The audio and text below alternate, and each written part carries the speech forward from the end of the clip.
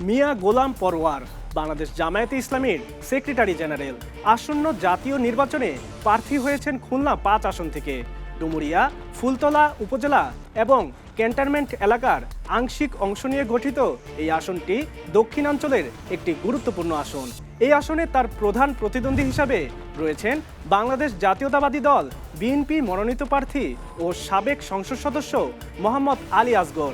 এছাড়াও খুলনা ৫ আসনে প্রতিদ্বন্দ্বিতা করছেন জাতীয় পার্টি থেকে শামীম আরা পারভিন এবং বাংলাদেশ কমিউনিস্ট পার্টি সিপিবি থেকে চিত্তরঞ্জন গোলাদার।